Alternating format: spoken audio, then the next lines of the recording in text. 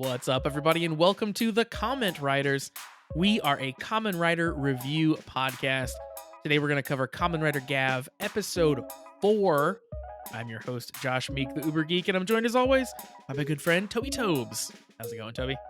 Pretty good, Josh. I'm working on my Four Nights at Frankie's screenplay with my new AI characters I created earlier today. You showed me these pictures. So what was it you had typed in the AI? You typed in like animatronic characters in a ball pit or something, right? Yes, That, so like only to go back for remote half step. So there's a new Five Nights at Freddy's game that came out, Mhm. and I think it's actually my favorite of all of them. I played all of them last year, and this is a brand new one. It's the most actual video game feeling one of Ooh. all of them, Yeah. and it's actually like fun and it makes sense, and there's logic you can use and everything else. This is crazy. Wait, there's logic and it's fun. This doesn't sound like a Yeah, Five Nights at Freddy's game. no, well, see that's a different problem. But so to that point, when I started the new video, like I made the comment of I played every game last year. I don't really know the lore here, the base pieces I think I know. And I was like, but I don't know. I was like, go watch some other video if you want that stuff. I have no idea. So then like I apparently know enough of all the things I didn't think I knew. Where like I'm playing through the game and there's these random things that happen where I'm like, oh, this is so and so's granddaughter. It must be tied to this from sister location, blah, blah, blah.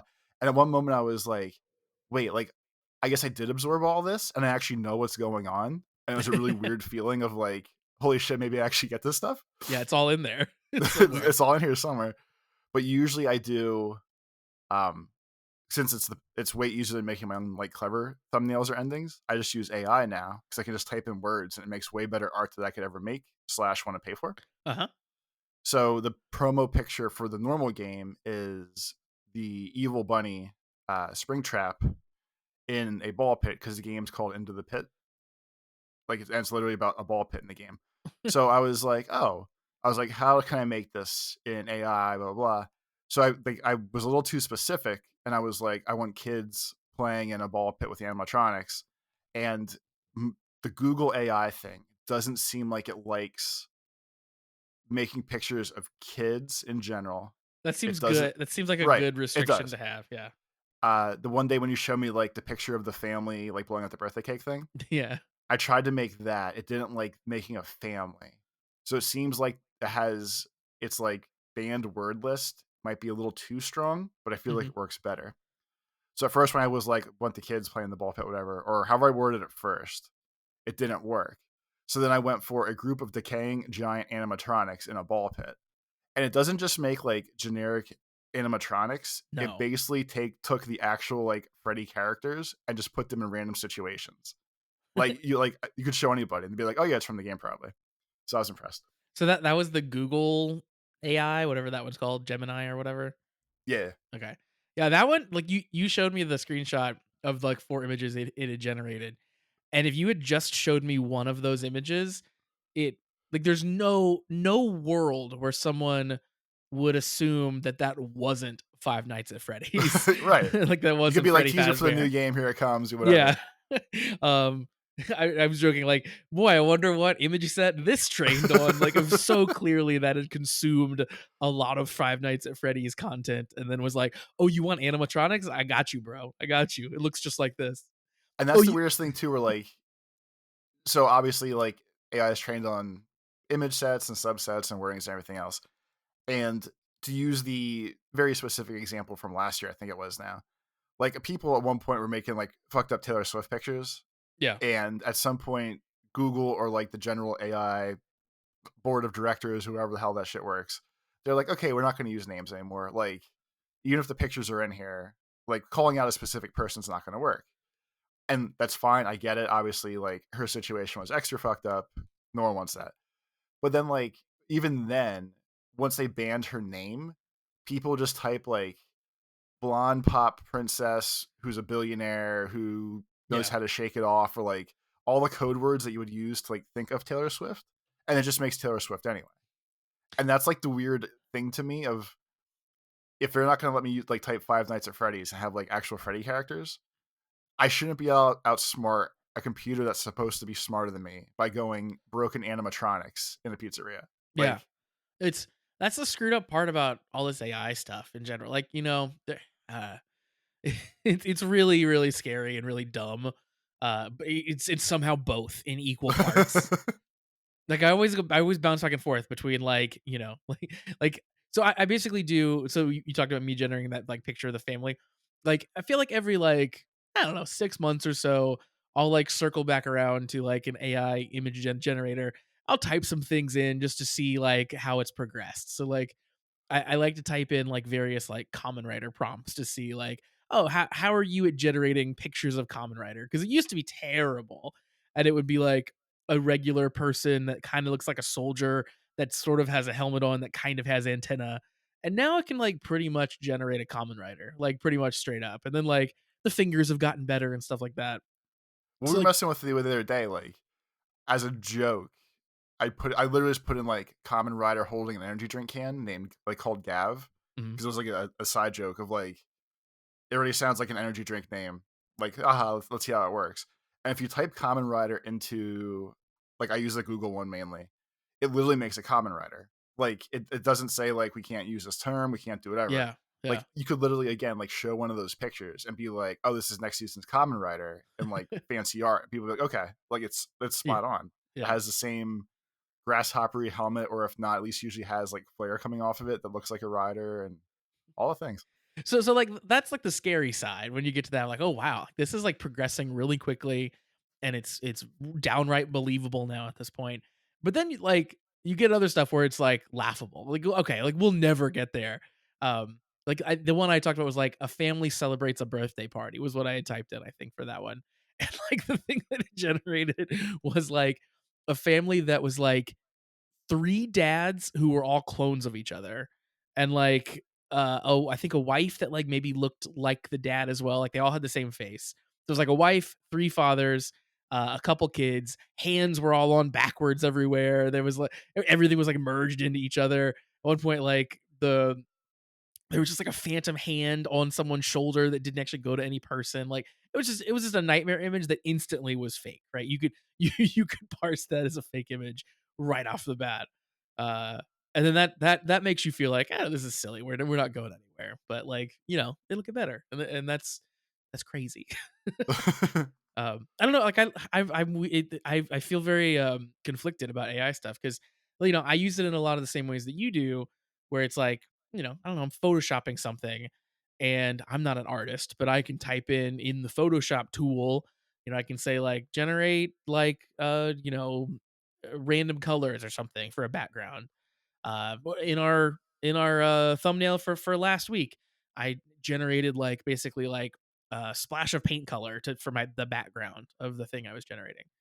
Um, so like that's cool, and like my options basically are like go steal an image online that is my background or generate one online, and those feel like even moral ground to me. Like Yeah. they're both probably the wrong thing to do, but like morally they're the same kind of. Um, but yeah, when you get to the point where it's just like it's just spitting out Five Nights at Freddy's weird cosplay, then that's like okay, maybe this is not the right approach. But the real danger, as you're describing, like no one really has the reins on these things. Like they're like locking out keywords, but like you can type around them. The one I saw was people bullying the AI into generating Mickey Mouse images. So it's That like, that that was another one, yeah. Because like, yeah, when, once Steamboat Willie went open source, I guess we'll call it, whatever the hell yeah, the actual name is for it, you still can't type Steamboat Willie. But you could type black and white famous mouse from the 1940s, where the hell it was, and it'll yeah, just give you Steamboat Willie. Like, yeah, there was no challenge with that. And then tied to that, that's when you can start doing the good things, like, you know, holding a knife, stabbing so and so, like, make it a horror movie, and it just works, and it's the craziest thing. yeah. So crazy. And then you get into the horrors of AI when like companies start using it.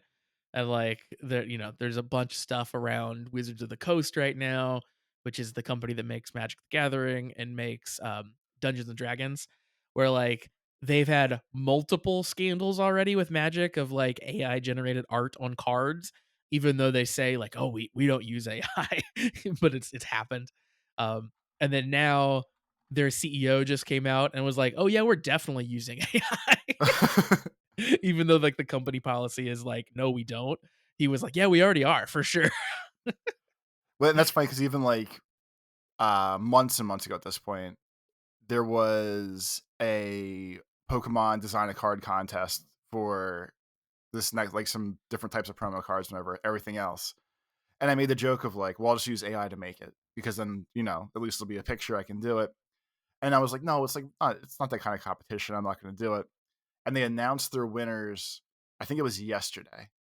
And then today they posted on their site, like, hey, we looked into it and a lot of the top 300 people were all AI generated Crazy. um, Yeah. artworks. So obviously they'll lose, and we're going to get a bunch more people to make up the top 300, which are the people that win stuff. But even like, there's people that are so good with artwork anyway that seems like a weird gap of, I don't know how you could differentiate that. Like, Yeah. what are the markers that they're using to say like, this is with AI? Well, yeah, because like the better AI gets, the harder it is to tell. Because like right now, like there's going to be a little telltale, oh hey, this doesn't make sense, or these fingers are weird, or it put 18 candles on this cake for some reason when it's not the 18th birthday. Like there's always gonna be little things, but it's just gonna get better and better. It's just gonna get harder and harder to tell. Um, so I get why like artists are terrified and uh, yeah, I'm still gauging how terrified I should be, like, as just a general person. But probably very, I guess, is the answer. So while we're talking, I tested real quick. You have to put this in the video version of the podcast. Not gonna do that. I just literally just typed in Mickey Mouse with a Jason mask, And it and just like it is. made it. It Yeah, just is. like We're all screwed. We're all going down. Also, that's 100% like the Jason mask too, like with the right markings and stuff. Like, yeah. yeah, yeah, we're all just done for. This is it. Speaking of being done for, Yeah, let's let's get into the show. let's do it. Let's jump over. We have a couple emails. We'll jump into the emails. If you want to send us any emails, it's cast@commonwritersucks.com is the email address. Once again, that is cast@commonwritersucks.com. Also linked down in the description of wherever you are watching or listening to this. But we have a couple emails in this week coming in from Jordan. Jordan has sent us in info about Common Writer O's previously. And his first email is some more info on O's. This is about Yummies and the Gravity Combo. Jordan says, I wanted to talk about the secondary monsters for this season, the Yummies. When a greed senses a human's desire, they seek them out to create a yummy to generate cell metals. I'm not sure if you've noticed, but each greed has their own way of making yummies. Uva's yummies are born from their host and go off on their own to fulfill their desires. Kazari's yummies are more parasitic as they take form inside their host and force them to indulge themselves. Mizul's yummies typically form a nest with eggs that hatch when they've fed on their host desires for long enough. And then we have Gamel. His yummies are the most unique in my opinion. He's only created one yummy so far. He uses the cell metal on himself to create a yummy from whatever he is feeling at the time. The first time he made a yummy was because he thought it was funny when people got hit in the head with shoes. Speaking of Gamel, the next thing I want to talk about is his full combo, Sagozo. It is made using the Sai, which is rhino, gorilla, and Zo, which is elephant, core metals. Much like Gatakiri Ba specializes in multiplication and Ra Torataz controls heat, Sagozo is known for its super strength and control over gravity. While it is the strongest in terms of physical strength, that also makes it the slowest of all O's forms. As for gravity manipulation, while not used much in the series, the examples we do see show just how easily it can control gravity. It's quality over quantity. Also, according to the King's section of the O's novel, it's stated that the King used this form to create earthquakes, which were meant to stop invading armies. So that's interesting. I had not picked up on the different yummy creations. I knew that they were different, but like I thought it was just inconsistent. I didn't know it was actually like a per greed thing. Because I, Yeah, I had that's I, it. it had been very confusing of like, oh yeah, why is it different every time how the yummies work? But that's what's going on. that's one of the things where, like, for whatever reason, O's is just so hard for me to keep track of. Yeah. I don't have like, I don't know if it's just the story started too slow or, like, random things happen and I don't get it or whatever's going on here. So, like, this whole story we were just told here, this could have been made up, and I would still believe it because, like, it makes sense. Yeah, like, sure, they all like, I remember the egg bubbles with the shopping girl, and Yep. then the blogger was obviously, like, the moral supported kinda deal of, "Oh, man, like, you should be famous. I got you." So, like, I visually recognize they're all being done different ways, but I didn't think it was tied to somebody. Yeah. Like, I'm not good enough to know, like, which I still don't know which monster's which, really. Yeah. So I feel like this is the thing with O's that it keeps coming up over and over again is we will have people explain things to us about O's that seem very cool and like everything's categorized and there's a reason why things happen a certain way. And like that's neat when you read a wiki, but so far in the show, that's not conveyed well. Like they're not explaining that stuff in the show. Like I feel like we're just now to the point where we're like, 12, 13 episodes in. We're just now to the point where I am starting to understand the differences in the greed. Like I sort of know sort of like what their personalities are and what their like interactions between each other are and stuff. And like I'm definitely not to the point to know like what type of yummy they each make and like understand that to be a distinction. So I feel like O is just kind of bad at like it's bad at explaining things, explaining its rules of the world to me. Um, and again, it sounds interesting when people explain it to me, but the show itself has not done a good job of that so far. it's the Uh, same vibe of, like, I'm gonna use, like, Dark Souls games as the example, but, like, there's tons of video games where I've played them 2, 3 times, I bang my head off of them, I have no idea what the fuck's going on with them. mhm. And then people are like, "Yeah, you know, like, if you start using the sword, like, your character develops one way, and then this does this, and there's, like, all these, like, levels and layers and systems you can work through." And it's like, "Yeah, you're making this game sound awesome. All these words that you're telling me, I understand, and this is a very cool thing to hear about, but I just can't do it." Like, for whatever reason, it just the right pieces don't click in my brain of, like, interacting with the piece of thing, but, like, reading about it's fine. And it's like, that's how O's is. We're like, "Oh, yeah, cool, like, all the monsters make their little helper friends different ways. That's amazing. That's a cool idea for a show." But I've watched 13 episodes, so that's like 4 or 5 hours of this TV show now, and I didn't get that. Yeah, Like I agree. O's is the Dark Souls of Common Rider. That's there we go, that's a good one. we have one more email this week again from Jordan. I like when Jordan sends emails; he sends them in pairs. That seems to be the Yeah, he case. got too excited, and that's has to send the follow-up. Jordan's second email is about Gav this time. Henjin Belt, Gav, and Shoma. Jordan says, one thing I really like about this season is the belt. A lot of people don't really like its design, but I think it works. Excuse me. I especially like how it's not a device to be a part of it. Excuse me. It's not a device, but a part of Shoma's body. It reminds me of the Arkle and Altering from Kuga and Agito, respectively. Also, after checking out the toy, it seems like the top part of the mouth is detachable, which means we're getting more power ups. I wondered how they were going to like slot things onto that thing. I wonder which gochizos will be used. Normally, when a gochizo is used, then that's it. I think the power ups will be based on special snacks like cake or pizza, since they can't be eaten in one bite like gummies or chips.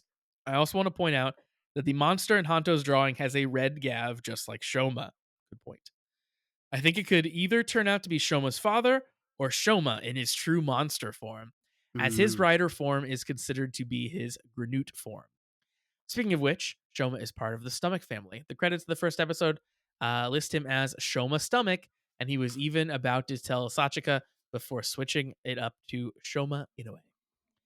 Um, and that, yeah, that we'll talk about that in this episode because I think that's a good revelation, and they hammered that point home, I think, pretty well for this episode, for episode 4.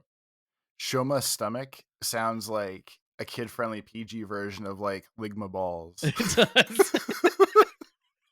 I just wanna throw that out there. It totally does. Uh, did not expect to hear Ligma balls in this in this episode, but here we are.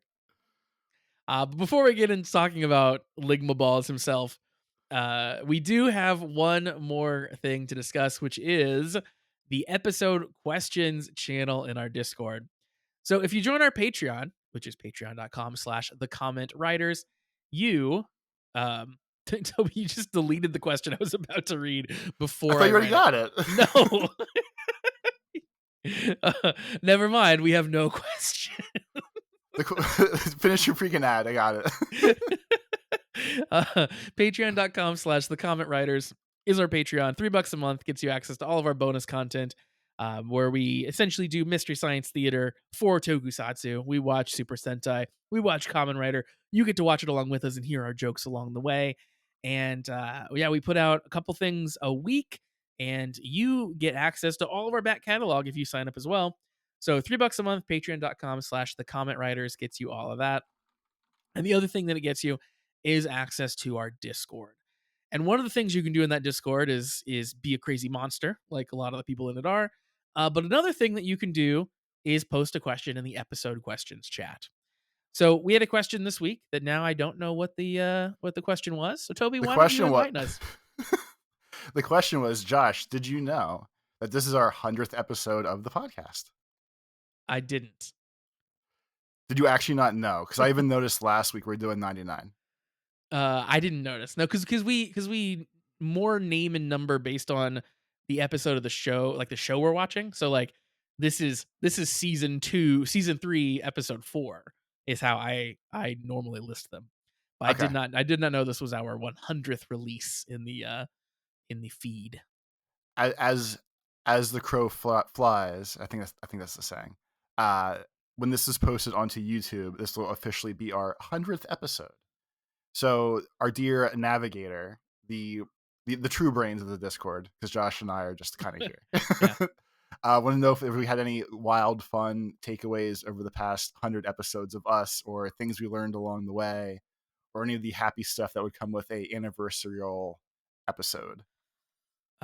Yeah, I'm sorry that we didn't like plan a better anniversary episode. Really is the main takeaway here. um Josh is doing the thing right now where like he forgot his anniversary, and he was like, "Oh, didn't even think about taking you out for dinner because I didn't realize it's been 100 episodes. I don't know what happened here."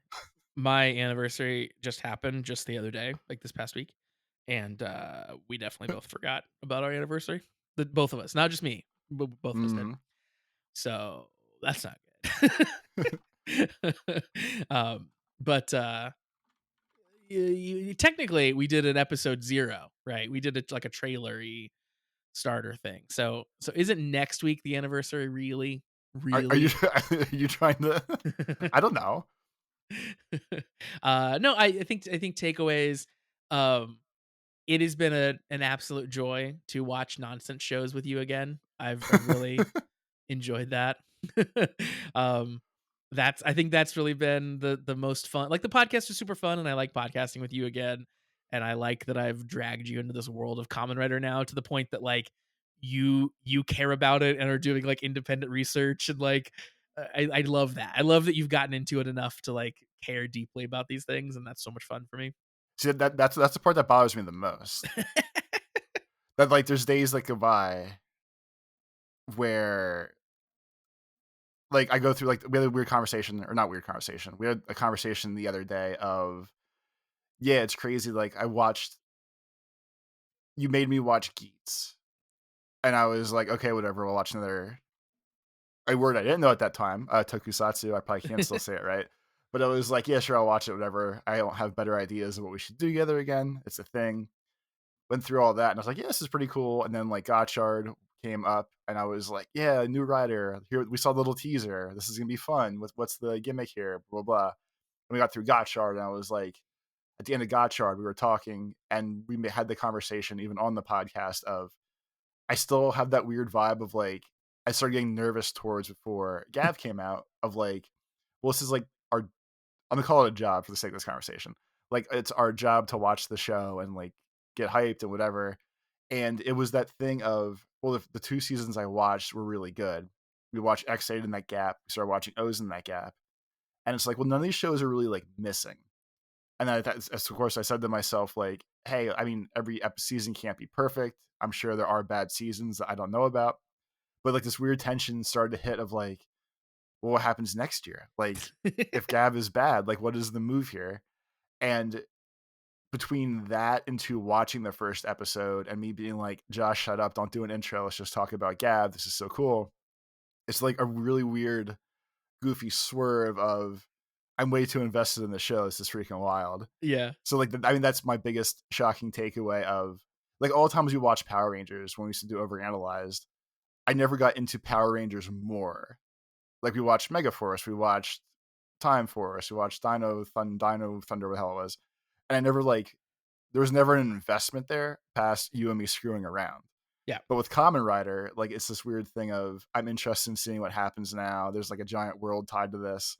And it's probably mainly because it's just, like, they're all, like, happy shows, and all the characters these past seasons all have the same moral vibe of, like, "No, let's all be friends and be happy." Because, like, believe it or not, even when I yell at Josh, like, I think that's the type of person that I am, of just, like, it feels like it fits my vibe. And when I got all goofy emotional with Josh last year about the Gotchard theme live, it was this weird moment of, like, it felt like everything that, like, you and I used to screw around with clicked back into place again. And it Mhm. was like, this feels right. This feels normal. Like, we didn't do anything for a couple years there, but it was like, no, this all feels right. And then it's like a goofy show of, like, the three main kids, like Kingdom Hearts, but, like, between, like, you, Navigator, and me, like, that still lines up for the friendship group for me. So it's just like this weird, like, duality in my life of these goofy shows. So I think I get extra hyped about that, to be Yeah, honest with you. that's very true. You know, I don't know that people have ever known that really. And you mentioned it a little bit. Correct me if I'm misremembering history, but like, yeah, this started as like you and me basically like wanting to do something together again, not like, and then I pitched the Common Writer stuff, right? So it was like it was more like, hey, let's do like a podcast or videos or something, and then it became, oh, hey, I like Common Writer. What about this as an option? Is that your memory of it as well? So that's how it started? Yeah, because, like, I had no good ideas. We talked about obviously just doing video game stuff again Yeah. and things tied to that, but, like, I mean, everyone does that. I don't think us starting doing video games now would be anything productive, like, in the No. grand scheme of things. So then, like, of course, we obviously thought about our old go-to of, "Hey, we used to do this," the watch along Patreon vibe stuff, I guess we'll call it. But from getting 3 channels canceled doing that, like, I was so down on going down that road again. So, like, Yeah. the Patreon works fine for that because no one can touch that. That's not YouTube anymore. But, like, the first time was sad, the second time was disheartening, and the third time I was like, "I know this is fucked. I'm gonna try one more time, and it is what it is." And, like, that at that point, it was, like, almost immediate of, like, "Yeah, you uploaded 50 videos today. You have 50 strikes on your channel. Like, just get the fuck back off YouTube again." Yeah. So, like, let's get stutter. You found a happy medium of, we'll just watch the shows before, and we'll just talk about them, and then we can hide the other stuff we used to do on the back end, and that works way better. Yeah, I think that's worked out well, and has been such a treat getting back into that. And I agree. It's like, uh, it's joyous and it's happy. It's like watching the show, the Kamen Rider shows has always been like a bright spot for me for sure. Keeping up with it for the same reasons. It's happy and it's fun, and it's kind of what I wish like more American kids shows was like, and kids superhero shows, and I wish it was like what Marvel would end up being and stuff. Um, but then yes, getting to share that with you and like getting to watch something that I'm like hype for, and then getting to like join this call and then be like, oh my god, it was so hype with you is just like a whole other level of excitement and fun. That's like been really, really great. But like too, you get older and you, especially me, like you have a kid, like you go through a pandemic. All these things are very isolating, and it's hard to keep in touch with people too, right? Like people, even people that are in your like regular vicinity, it's hard to like keep contact with friends, and I'm always terrible at that anyway. So this show is like this awesome little thing that like forces you and me to talk every week, and I love talking to you, The and only reason Josh and I talk is because we're forced to. That's what Josh is saying right now. This is the grand reveal on episode 100. And I double no. checked, and there is no, like, on the YouTube playlist itself, there is no trailer video. Okay, so this actually is straight up So this 100. literally will be the 100th Okay. YouTube video episode thing. But no, I mean, like, like, I'm bad at setting up play dates, right? Which is essentially what it would be otherwise. And you were good at that, and you always have been good at that. Like when we weren't, actively podcasting or something, or even when we were, you would be like, "Hey, you want to watch this movie?" And we would just hop on a call and like watch a movie together and stuff. And like those are like great memories, but I'm really bad at like proposing those things, and I'm really bad at setting them up. So doing this is like it's awesome. We get to do it every week. And that's super fun. So it's like it's having like and I always loved that before COVID, I had a friend group that we would get together like every week in a game store and we'd play some random board game or something.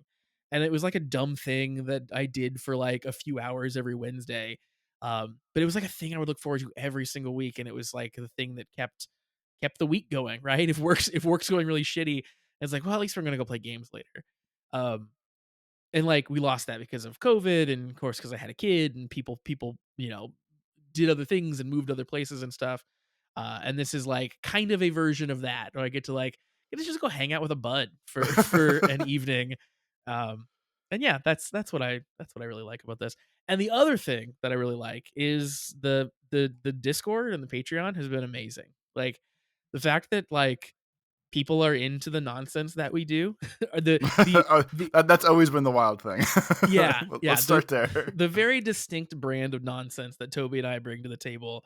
Um, it's always been amazing that there are people out there that vibe with it, and I am amazed. I'm amazed, and I am grateful that there are people out there that vibe with our nonsense. And the Patreon and the Discord have been super super cool to see people join up with that and form a little community. And like it's so fun to see the little icon next to our Discord to show there's messages and like pop in to see what people are saying. It's so cool to wake up in the middle of the night and see people like having conversations in there, like not even about us, not even around us, like it's just like little friendships forming and stuff out of that, out of this like little community that we have kind of built or it has grown up around us. I won't even say built, but like has grown up around us is awesome. And that's been super, super fun to see. See, Not I not remember the question good enough, yeah. fucker. I knew that was gonna happen at some point of you deleting a question before I read it, because you are always so quick at the question deleting. It like you often are deleting it as I'm getting the last word out as I'm reading it, and I was just like, one of these days, he's gonna delete it before I get to it. Today was that day. I remembered it the best I could. But it also helped that like I effectively was gonna make the same joke today anyway. Just someone else beat me to it, or at least the same comment of like it's episode 100, blah blah blah. So either Boy, way, it would have worked out. it's nice that someone, like, other than us pointed that out. I feel like it's a bit more self-serving if you and I pointed out, so that worked out well. That's all we ever do. Yeah, that's true, that's true. Toby, that was very self-serious. Let's jump into talking about Common Writer Gav, shall we? Let's do it. So this is episode 4 that we're on now, and, boy, things are popping off, I feel like, in this episode. So we will start here at the beginning, but the big theme I think of this episode is finding out more about the stomach family. And that's where we start at the beginning. One of the I don't know all their names yet, but one of the stomach siblings, the kind of mean looking guy, shows up where the twins are. He wants to basically check in. He's gonna review things, and the twins are worried that he's caught on to what they're up to. So they clearly are keeping things from the family. They're lying about, we find out later, Shoma and what they know about him. But there's a little bit of dissension in the ranks there in the Stomach clan. See, you say you don't know his name, and I have a helpful trick for you to Right. Well, not to remember how to remember it. Tongue. His name's Tongue. Oh no, not even that. So in Geats, there was a nerdy looking guy with circle rimmed Harry Potter glasses, and he looked like Pidgey. And I don't remember why he was. Oh, 'cause he was a bird or something. I forget how Pidgey came up, but he was Pidgey back in the day. One of the like Brobus fan, and now this guy looks like Pidgey, but like cooler and slicker, and has nice swoopy hair, and he's a real boss. So obviously we can't use Pidgey again, but Pidgey evolves Josh into Pidgeotto, Oh my and he god. has the swoopy hair with the highlights and everything else. So henceforth, he will be Pidgeotto, and then we all remember who it is. You can't do this to me. 100 episodes. All right, Pidgeotto is here. He seems like a real jerk. Of all the tongues, he seems like maybe the jerkest of all of them. But then we move on, Toby, and your favorite thing happens. Shoma faints because of his hunger. He's looking for food, but he has no money. He finds like a little vegetable stand, but he realizes that he has to pay for the vegetables. He has no money anymore. He talks about I should get a job again, like I did when I was with the girl Sachika. But then he sees Toby. He sees some vegetables growing in the ground. He calls it grass. He walks over. He yanks out a cabbage or something. I don't even know what it is that he pulls up, and he's about to. It was romaine lettuce, to the best of my visual Okay, recollection of it. perfect. A heart of Uh, romaine lettuce, as the people call them. he's about to eat it, but then a farmer runs out. He's like, "You can't do that. That's ours." um, and then he faints basically on him.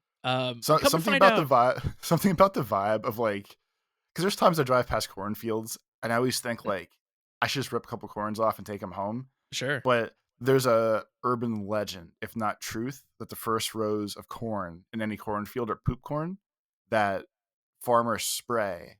That if people steal the corn, it makes you like gives you diarrhea and stuff. So in the back of my mind, I always remember poop corn, and I never steal it. But mm, there's something funny to me about like this kid having the same vibe of like, well, there's just vegetables on the ground. I'll rip these out, no big deal. And then yeah, it's just here. It's just free. That's how it works. I don't know if poop corn's where it works, but couldn't you just like walk a couple rows in I don't if you're know. worried about poop corn? Either way, I'm still feel like I'm stealing, and I don't know Yeah, if anyone you really would are. care. Let me be clear, you are. No, it's in nature. I think listen, I'm gonna maybe blow up some of my family spot here. I'm pretty sure when I was a kid, I think my dad has stolen corn in the manner that you've described. I think that happened one time. I think I feel like when you said I'm gonna blow up my dad's spot, I thought you were gonna say he was a corn farmer and used to make poop corn, and it was actually a real thing. listen, my dad makes poop corn. No, I'm pretty sure my dad is a victim of poop corn. No, I think if I remember right, he took the corn and the corn was fine and there wasn't poop corn. But I Okay. think that I think that only happened one time, and I think my mom got mad at him when it happened, and then it never happened again. Is my vague like 3-year-old memory of this happening. Um, but Shoma doesn't eat poop lettuce or whatever you said it was. Instead, the farmer runs out to try to stop him, and come to find out, this farmer also thinks that Shoma looks just like his son, who died or disappeared like 20 years ago. So at first, he's like, "You look just like our boy," and then I was like, "Cool." Like you recognize it's not your son. Your son's out doing something. That's perfectly logical conversation. But then, like at least in the subs or the video version that I have, they say that he died. So if Yeah. your son died 20 years ago, it seems really weird to present it as I thought you were our son when you knew the son was dead, compared to like you just say like, "Oh, you look like our son," but he thought it was their son, Yeah, and that was because weird to me. the dad, like, he full on is like, "Oh my gosh, it's Makoto." Like, he is, like, lunging at him, thinking it's the person, thinking it's the son. Because not only did your son die and you should know that he's dead, it happened 20 years ago. Do you think he would look identical? Like, You would this all guy age. this guy's senile is all I'm saying. I Um, thought it was extra funny too that like um I was gonna say, oh, the photo that they used for the reference photo to be like, oh, he looks like the same. It's obviously just Shoma's actor. Like yes. they cleaned him up and took a nice like business headshot of him, and they're like, wow, you look just like him, and it's like, yeah, he does because it It is, is but literally whatever. the same person. Yeah, exactly.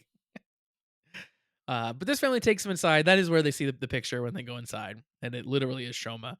But they pretend like it's not a complete doppelganger. So whatever. The family feeds him and they're super happy to have him around. You can tell they're like sitting and watching him eat, and they're just so overjoyed that this is happening. Shoma loves the food that they give him. He wants to write down what the food is. He makes them describe the dish, and at one point she's like, "Oh, this is just like a pretty standard meal," and he's like, "No, but it's amazing." Um, so he loves their food so much that they offer that he can stay with them for a while, and they even say that they think that their dead son basically made this happen.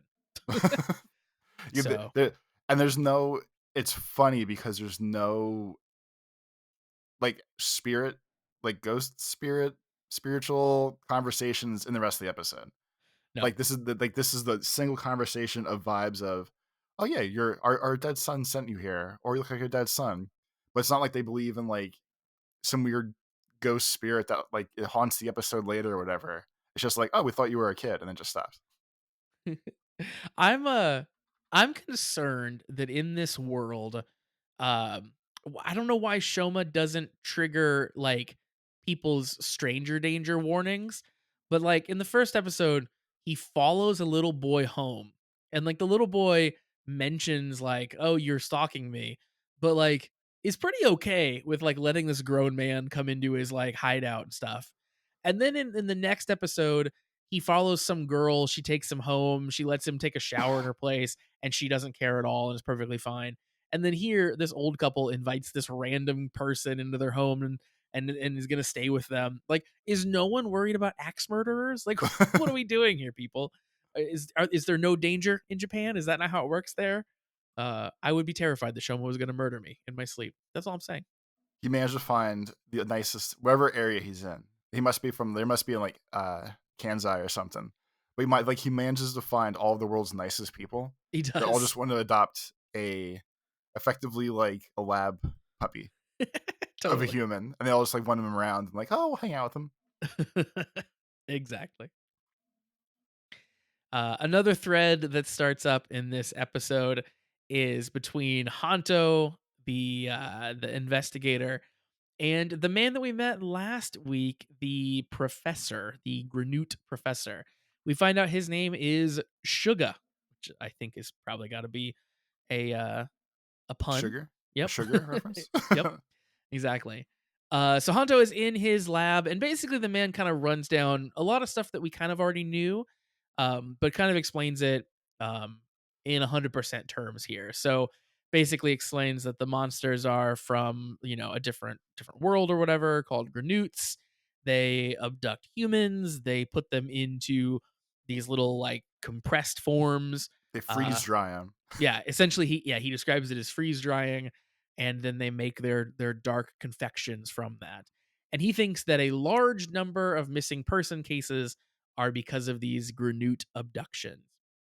It's And funny, like, his whole vibe is if you didn't understand anything that happened the first 3 episodes, he's here for you. he He's basically gotcha. just gave, like, the explain it like I'm 5 dummy version of, "This is literally what the show is. These are all the things you've been seeing, blah, blah, blah." And the matter of factly, the way that he does all of it was really good, and at one point, like, Hanto talks about his mom, and he was like, "Oh, sometimes they just like snacks. They might not ground her up in the dust, and he might have just ate her. He's probably in some Granute stomach somewhere, or she's in some Granute stomach somewhere." And Hanta makes like this really pissed off face of like, "Why the fuck are you telling me this about my mom?" But it just seems like the classic nerdy vibe of like oversharing and not really reading the situation and just being like, "No, no, no. Like, your mom's eating. Don't worry about it. That's where she is." Well, it's even better than that. He mentions like the details of his mom being eaten. And Suga is like, "Oh, when did this happen? Because they didn't compress her? That must mean that the compressing is a relatively recent thing." He's, like, taking notes. He doesn't realize the guy's, like, crying because his mom's dead. He's like, "Ooh, I'd love to know the details of your mom's death if you have it." Um, I also love Suga's whole delivery, like you said, very matter of fact. He's this cool. He's nerdy and he's into his research, but he's got this very cool delivery. Like at one point, he was like, "Yeah, the treats must be pretty good, but clearly I've never tried them. I've never and the way he, like, leans back where he's like, "Well, I've never tried them though." It's like he's so cool. I'm gonna love Suga as a character, I think. He's very, very fun. And he reveals during this scene that he has captured those, couple of Gochizo, and he is researching ways to basically beat the Granoots, and he thinks the Gochizos are his in for that, basically. And the little Gochizos are in these glass canisters, and they're, like, beating on the glass basically because he's like bugs in jars, like let them out, kind of. yeah. It's Which fun, is like great.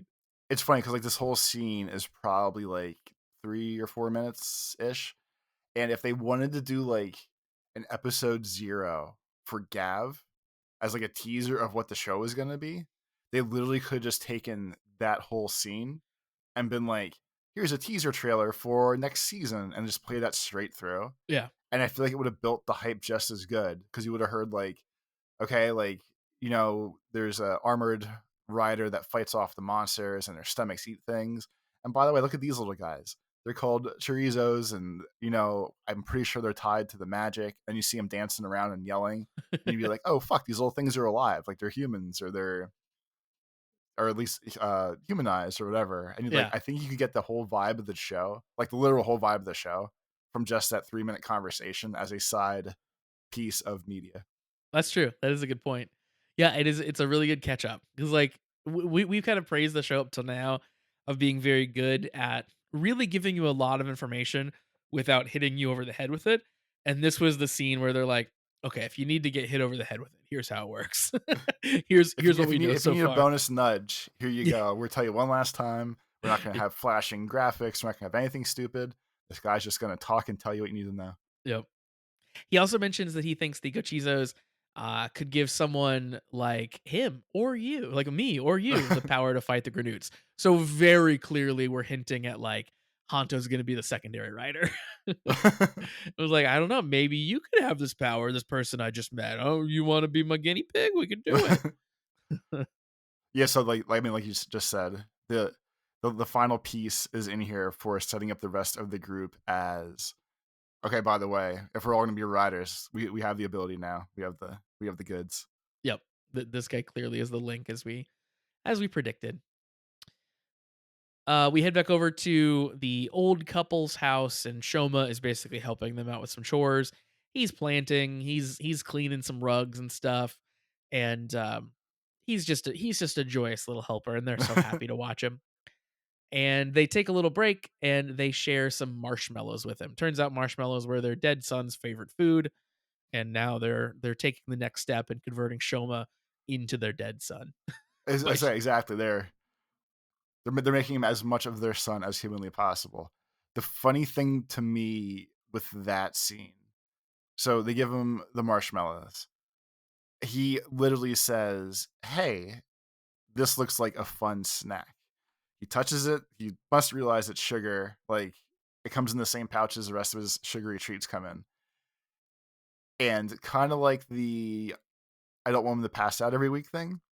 I feel like he should have known that if he was eating marshmallows, a thing that he called a snack and not just food, that he was going to poop out more gachizos. one would think, yeah, one would think. But instead he makes the like, "Oh, I'm gonna shit face," and then the Gochizos pop out. They're like, "Oh, are you okay?" And, "Oh yeah, yeah, it's fine. Don't worry. My tummy hurts." No big deal, just, got these little anthropomorphized creatures popping out of my belly. It's all fine. But yes, this is where the marshmallow Gochizo is created. Hanto goes and meets with his boss slash dad, whatever you want to call him, and the his boss basically is pretty skeptical about this sugar fella, is what that boils down to. Like, hey, don't trust this guy. Maybe we should watch out for him. So there's going to be some tension there. I think Hanto is basically like, is it going to be my dad or my new dad? Yeah, like he did a good job of like, "Hey, the timing is a little suspect. Just remember that. Like, you can Yeah, trust him eventually, but just don't dive all in. Like, let's use a little common sense here, kid." yeah, exactly. Um, then we cut back over to Shoma, and there is an agent. So they're called agents. I didn't realize really until now, But the hooded figures dressed in black called agents, there's been one that's been tracking Shoma.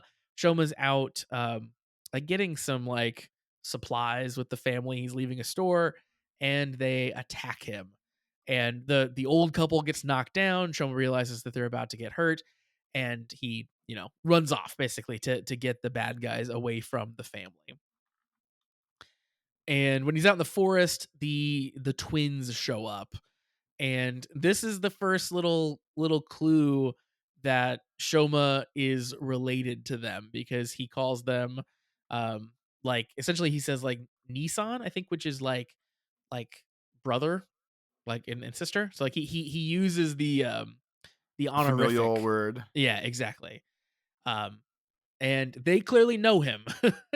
So they they basically talk about, hey, we've been tracking a red gav, and we only know one person that has a red gav, so it had to be you, man. Um, and fighting happens. I like that they keep calling him Little Red, like they call him like Little Red Gav or like Little Red Riding Gav, Yeah. and like the two characters that look more like what Little Red Riding Hood would look like, calling the other guy that, just for whatever reason, just like cracked me up. Just the complete like infantizing of him, of like, hey there, little buddy. Yeah, Like super super good. Yeah. And that's kind of how they, yeah, that's for sure how they treat him. It's just like this little kid who doesn't know what he's doing. And he gets so angry because they're mocking him that he flashes back to his mother.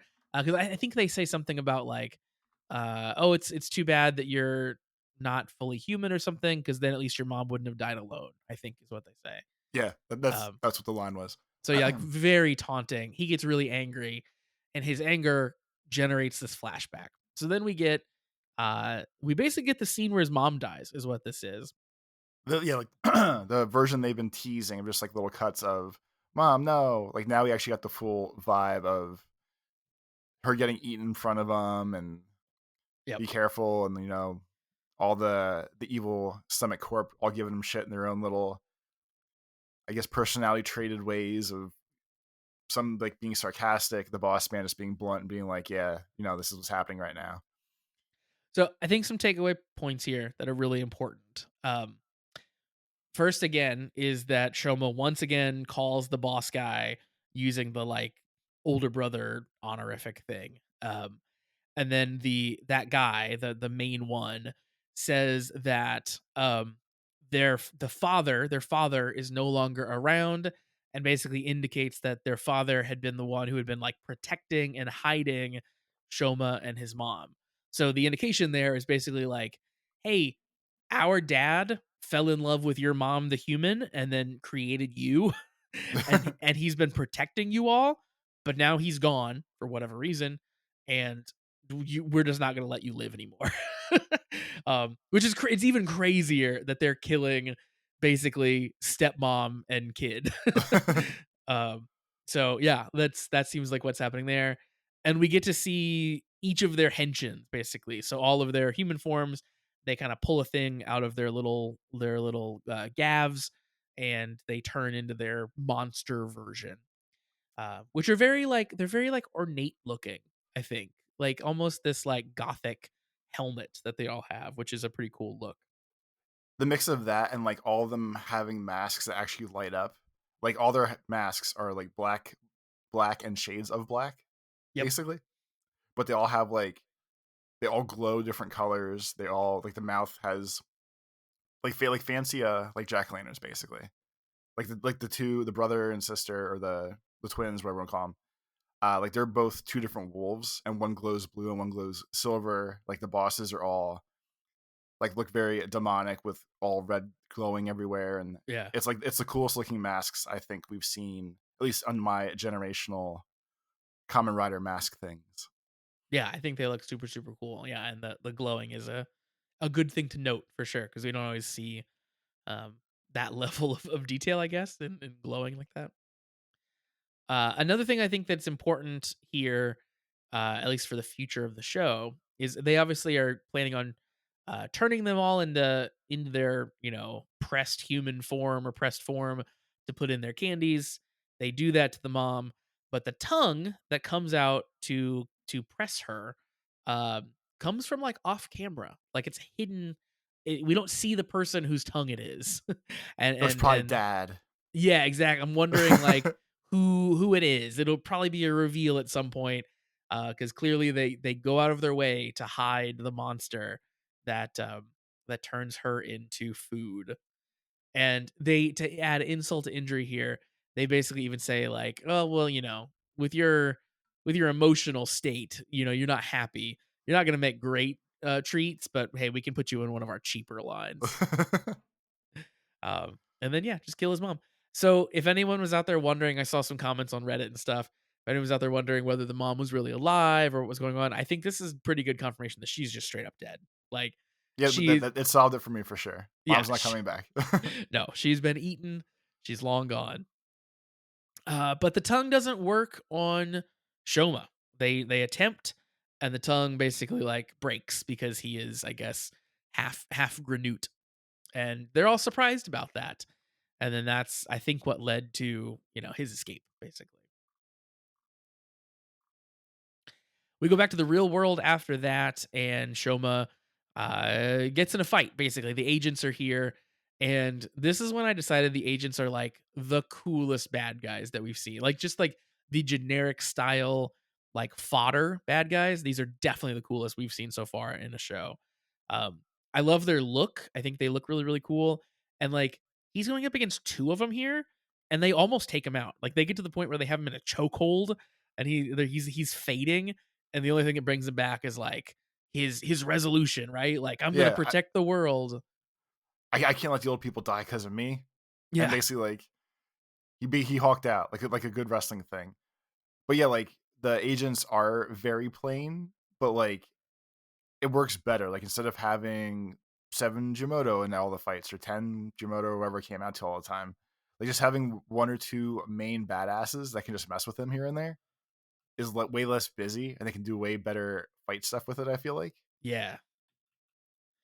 I totally agree. Yeah, like I think that's way cooler having the danger of like, oh my god, there's an agent following me. Like that's serious, right? Like instead of like, oh my god, there's 14 Giamato over there. Well, we'll go fight him real quick. It's no big deal. So that's cool. I think that their look, like they are very very plain, like all black and wearing that mask and stuff. Um, I guess I should say they're not colorful. Like their suits are very detailed. Like there's a lot of like straps and stuff over it. It's almost like a Kingdom Hearts character or something. Not a Uh, guy. but the thing that they actually remind me of, and this maybe is just like my misremembering of what this looks like, but they remind me of like characters out of Mirror's Edge. Do you remember that game? I It's do. it's like a free running game, a parkour game, and it's like the world in that game is this like stark white, kind of like apocalyptic future basically, and the bad guys in my memory are these like dark clad cops essentially who are there to like shoot you and stuff as you're running around. But I remember them having like helmets on and being dressed mostly in black, and that's just the thing that keeps coming up in my mind whenever I see these guys. You're close enough. You're close enough where this works. Okay, good. Listen, if they don't match the bad guys, they at least feel like they'd fit in the Mirror's Edge world really well to me. No, you're good. It works. Yeah. But yeah, so they put up a good fight, and we get to see finally Shoma use his mushroom, or sorry, his marshmallow gummy, which is fun. He gets in big body form. At one point, he eats another marshmallow and like puffs himself up even further, like he's the Stay Puffed Marshmallow Man. Uh, I don't know. He's bouncy. He's a giant marshmallow. I I don't know if actually there's think I actually think this is my favorite one. really. And like in real life, I despise marshmallows. I think they're disgusting. It's like my like top tier worst snack food ever. But something about him, like he looks like level 0 X8, and like it made me giddy. Like I was laughing, and or like the Goodyear tire guy that's just like a big white fluff soft cloud looking dude, or like any of that kind of stuff. He just looks so silly that it's awesome. But yeah, he is very similar to the like big bulky X8 version, and yeah, it is goofy. It's very goofy. Um I like I really like in the fights with Gav so far where they lean into his gumminess and the fact that his panels and stuff on his body are intended to not be hard. So obviously we get that with the marshmallow, but we get that even with his base form. Like at one point, one of the agents knees him in the head, which is first of all just a sick move. Like that's cool choreography. And they slow down the kneeing so that when it impacts, you hear the gummy sound and his head kind of like bounces back. You can tell it like has a like like bounce back move. I think that's cool. Like I really like leaning into the things that make him unique.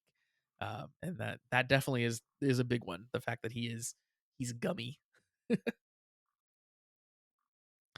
After this fight, um, he he's basically worried about the old people. He thinks that they're not safe because the twins had threatened them during that fight. They basically said like, "Oh, they're so happy. I'm sure they'll make yummy candy for us." So he leaves again as he tends to do. He meets people that care for him and then he leaves.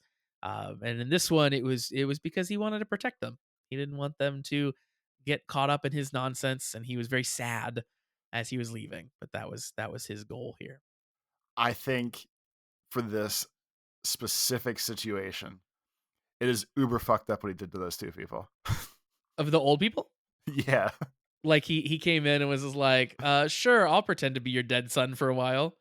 exactly. Like they dropped the sun thing too much. Like him just leaving them is perfectly fine. I have no issues with that. He wrote a small child a note saying he'll be back.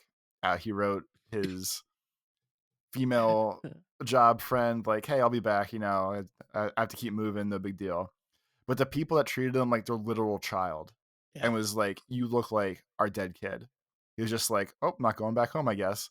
And they even showed the scene of like the old people sitting there at like they're like, "It's 9 o'clock at night. He's not home yet. I wonder if he's coming home. I hope he's okay." And they And pray like, for him. They yeah, literally how pray you how for are you him. just gonna leave the poor old people? They just lost a second son, and they don't even they won't get closure again. They will not, no. And when they tell their friends, their friends are gonna be like, "We gotta put these people in a home." It sounds like a fever dream. Yeah, he did do him pretty dirty. You're totally right. And then the scene ends. Again, we get your favorite thing. Shoma collapses because of his lack of energy, I guess, after the big fight, all that Classic, stuff. classic. Mhm. And there's a shadowy figure that looms overhead that the Gochizo seem very afraid of. Yeah, like again, them being their own little anthropomorphic things is just amazing because they don't do anything, but they have personality, or like Mhm. they can't speak, they have personality, I guess. But like them all, there's like 20 of them all jumping and basically screaming like wake up," or like "this is scary," was kind of fun. And I appreciated that the twins from the Monster Factory called them Munchkins, and they referred to them as Munchkins the rest of the show. So I think I'm going to refer to them as Munchkins from now on as well, or at Yeah, least again in the translation thing that I have. yeah. So I think that the two places that are translating that differently. Because I did download the same. I think it was back in episode 2, maybe it was 3. Um, I I went back and downloaded the other translation just to compare them, and one of the translations calls them Munchkins, and one of the translations calls them Minions. I like I pre Munchkins better. I like Munchkins better as well. So yeah, I'm watching the Munchkins translation too, which I think is GeoSubs are the Yeah, yeah. people who are doing that. Um, and yeah, so Shoma has called them Munchkins before, and I thought it was interesting that the twins also called them that. So there's some shared terminology there, which is cool. I love the Gochizo, how silly they are and how fun they are, even in a fight. Like in this fight, even he tries to get the one Gochizo on the bike attached to the sword, and there's a cool moment where it's like bouncing around, and he like has to like kind of balance it and try to catch it in the right spot. And that was cool. And then he shoots it at the agent, and it dings off the agent's head in a funny way. Like there's little humor injected into the fight because of the Gochizo, and I really like that. I think that they're cool. They I worried coming into the show that they would be, like, full on Ewoks, like, they would be over the top, like, "Oh my god, we're the mascots, pay attention to us," type of things. Or like even some of the worst chemis, right? Where it's like, It's just too much. They're trying to be the mascot, they're trying to be the focal point, and they're not that. They're little, like, a little flavoring sprinkled in here that's like makes things a little bit funnier, but they're not the feature, they're not the thing that's trying to take all the attention away. And I've really liked how they've done them so far. So that is episode 4. We're getting revelations now, Toby. We're getting like flashback scenes. We're finding things out. We're figuring out that Shoma's related to everybody. He's a stomach. All this stuff. Things are dots are connecting. All the gummy dots are lined up. Indeed. I'm really excited next time. I hope that the professor can connect some more dots, and I hope that Shoma can actually get involved. I want to see the girl come back too. I want to see Sachika come back in the show because we know she's in the show because she's in the intro. So she's got to circle back around at some point. I think at this point he's just gonna need. They're gonna have to like lean into he needs a job or he needs an actual place to stay, and they can't keep doing this Yeah. bounce place to place every episode. So I feel like we're getting close to the point where he has to go back, quote unquote, home. I think so too. And I think this episode, him mentioning, "Oh, I need a job like I had when I was at Sachika's," is the indicator that that's happening. Is my guess. Like, okay, he's gonna go back now and he's gonna ask for some help. All right. Well, that's going to wrap us up for this week with Common Writer Gav. Toby, why don't you tell the people where they can find you on the internet? On Twitter, it's Life of Tobes. On YouTube, it's Tobes Plays. And on Retro Achievements, it's Tobes Plays as well. My new obsession, getting achievements in very, very old games. Nice. For me, I am at Pretty Deece Josh on Twitter and at Pretty Deece on YouTube. And we will be back next time around for Gav episode 5. We hope you join us back for that as well. We're having a good time so far with Gav. And if you want to keep having a good time with us, you can join up on the Patreon. Once again, that is patreon.com/the comment writers. $3 a month gets you access to all of our bonus content and gets you in the Discord, which is super, super fun. We've had some people sign up recently, so we're growing, which is always good. We got So some more good Cheezos. That's where everyone's going to be this year. If you everyone's a go join, Chizo. yeah, at one point we made a joke of like you should get a badge depending on what season you joined in. Uh-huh. So this year everyone's going to be good Cheezos. Yeah. There's no badges for it, and I'll probably forget about this conversation. But if you join this season during Gav, you can officially be a good Cheezo if you want to. Yeah, when you sign up, you can pick which Gochizo you want. Just let us know in the Discord, and that'll be your Gochizo. Yeah, so that's gonna wrap it up for us. So check that out, and yeah, we'll be back next time for episode 5. But in the meantime, have a great week, everybody. Peace.